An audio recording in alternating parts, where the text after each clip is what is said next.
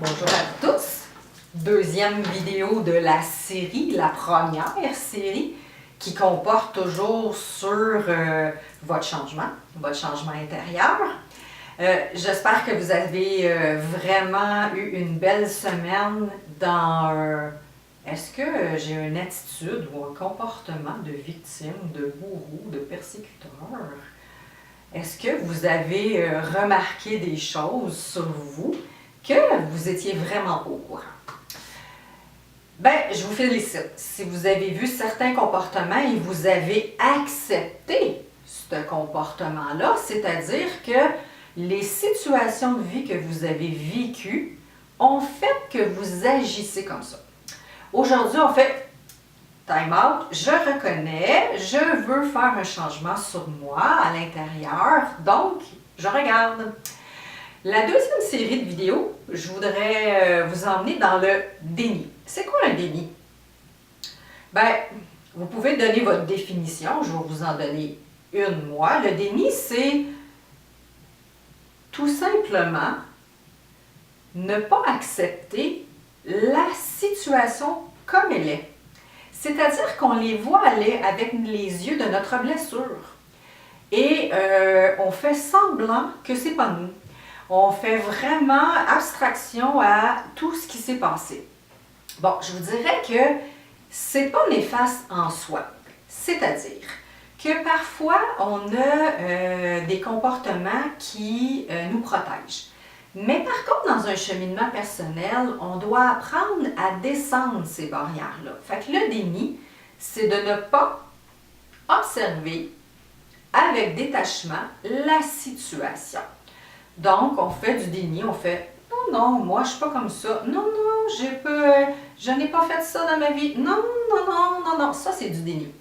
Et c'est très subtil parce que, bon, je vous le caractérise là en ce moment. Non, non, non, non, pas du déni.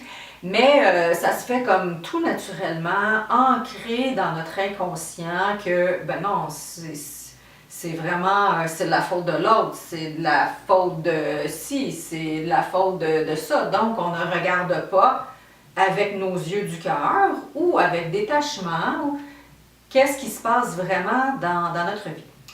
Donc, je dirais, arrêtez de mettre la faute sur les autres.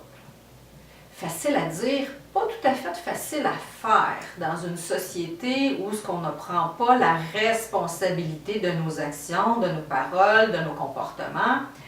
On n'est pas tout à fait des fois conscient de ce qu'on fait, de ce qu'on dit. Donc, je vous dis, stoppez l'hémorragie et faites juste regarder ce qui vous appartient et ce qui appartient à l'autre.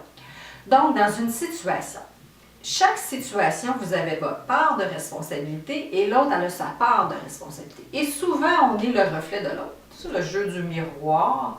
Ça m'a pris beaucoup de temps avant d'accepter le jeu du miroir, mais la journée où j'ai accepté que souvent on est le miroir de l'autre, je me suis fait un très beau cadeau. Pourquoi? Parce que j'ai arrêté premièrement de dire « Ah, c'est la faute de l'autre ». Et j'ai regardé chaque fois que j'étais en lien avec une personne, qu'est-ce que ça faisait vibrer. Donc, je vous dirais que dans nos cellules, au-delà de nos comportements, on a des mémoires. On a des mémoires comment réagir face à une situation, face à quelqu'un qui nous fait vibrer notre blessure.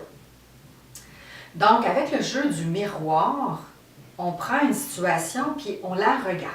On la regarde dire si l'autre nous tape ses nerfs, ou nous dérange, je vais regarder vraiment si moi j'ai cette attitude-là à l'intérieur, puis qu'est-ce qui a fait en sorte que j'agisse de telle façon.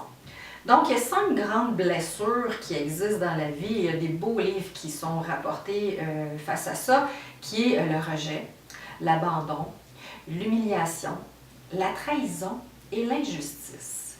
Donc, si on part avec ça, 5 grands termes, en fait, on a le déni et on arrête de dénier c'est quoi nos comportements, nos attitudes et « Ah non, j'en ai pas, moi c'est la faute de l'autre ou telle situation ».